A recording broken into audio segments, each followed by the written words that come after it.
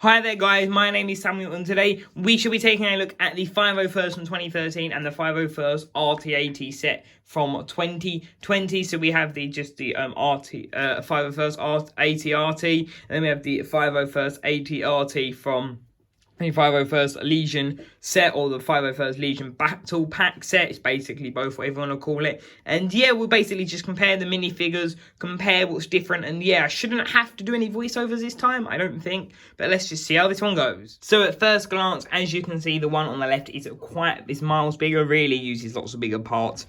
And yeah, as some would say, more accurate is the one on the left because it's smaller. But to be honest, I don't really know. And I guess it is still, they're both oversized if you really want to be worried about that. It's such a big set in Lego history now, so I think that is fine. But yeah, so taking a look, or clicking that on first though, sorry. So there you can see the feet, which this one's a lot more refined and like, it's just a better like shaping and everything. This looks more clunky, but there you can see basically both of the feet. Yeah, I think they both have done a good job. You can see some of the same parts moved over from one to the other. There's the bottom, so they both kind of did include the same kind of style. So yeah, those are the feet. Then taking a look at the legs.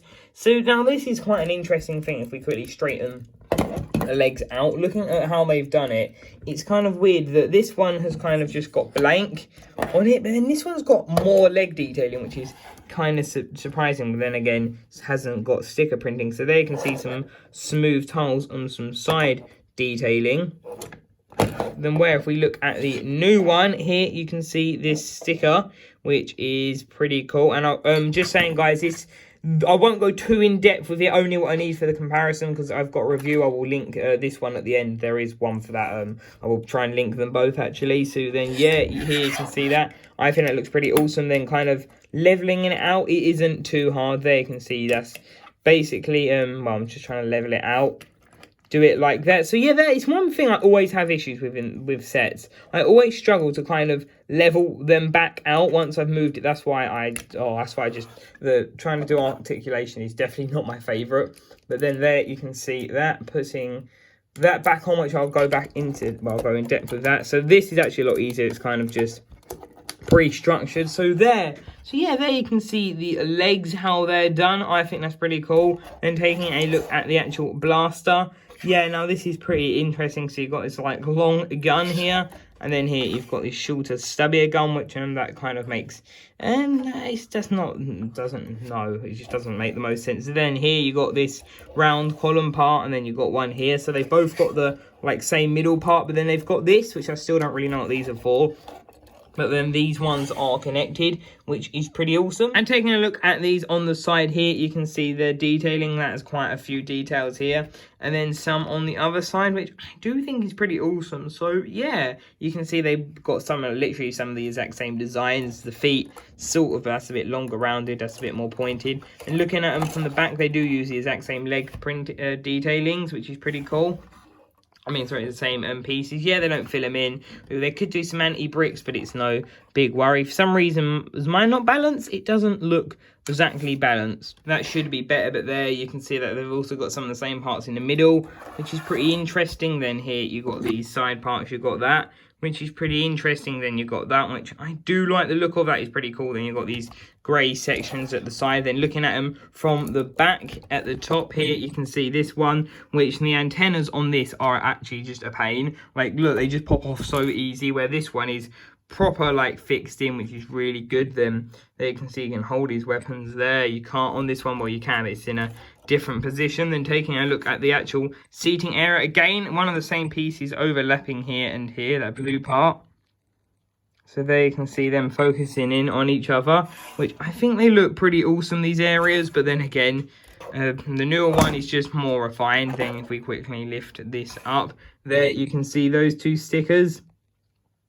And then here you can see those, which the cool thing is that they're basically pretty much the same sticker, but just like reshaped, and detailed. And for some reason mine's got a bit bubbly over time, not really sure why. And then basically if we take a look at the top here, you can see what they look like with the 501st driver in it. And there you can see this one, which that one looks a lot better. And here is a better shot of them sitting up there. So yeah, you can see that looks pretty awesome. So if we remove him, yes, there is that issue which honestly. It's one of those issues you don't really know until like someone's either pointed it out or like you build it.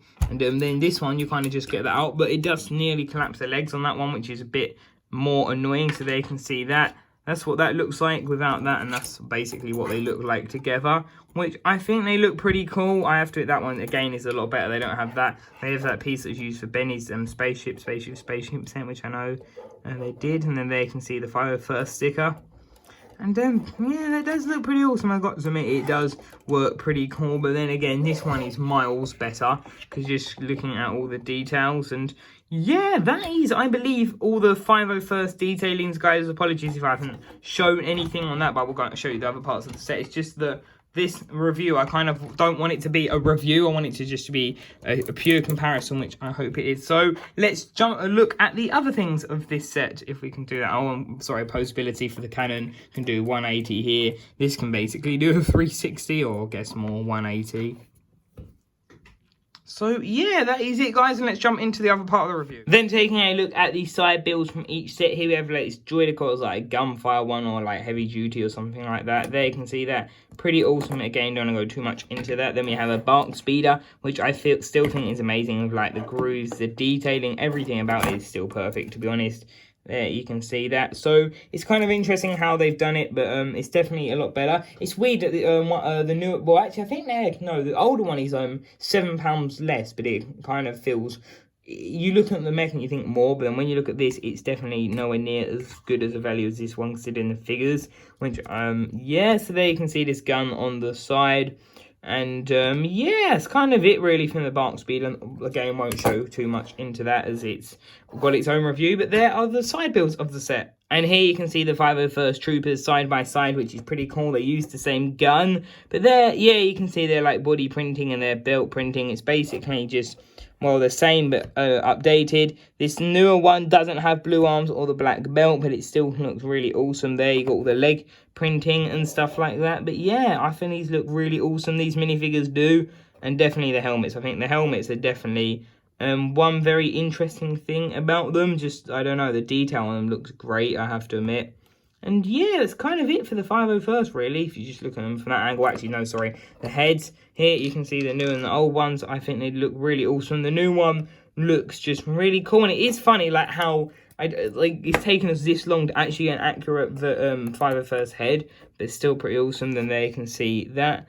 The back printing, which, yeah, I think that looks pretty cool. Of course, like the Stormtrooper, because it's kind of how they designed these, but obviously Stormtrooper technically designed off these, but in real world it's created way after. But yeah, those are those minifigures. So then here you can see the battle droids, which, yeah, apologies again, here his arm is missing and I still cannot find one to get at this point in time. So yeah, that you can see that, guys, they basically have the same body printing. Sorry, I don't know why the color does that. Like sometimes they go really orange, but that's a bit peculiar. But yeah, it's the same body, same legs, and then obviously same arms and gun. The only real difference is the head. No, sorry, the legs are different. It's the battle droid ones. Sorry, it took me just a second because I was looking at the feet and then I didn't actually look at the top of the legs, which is where you notice the different.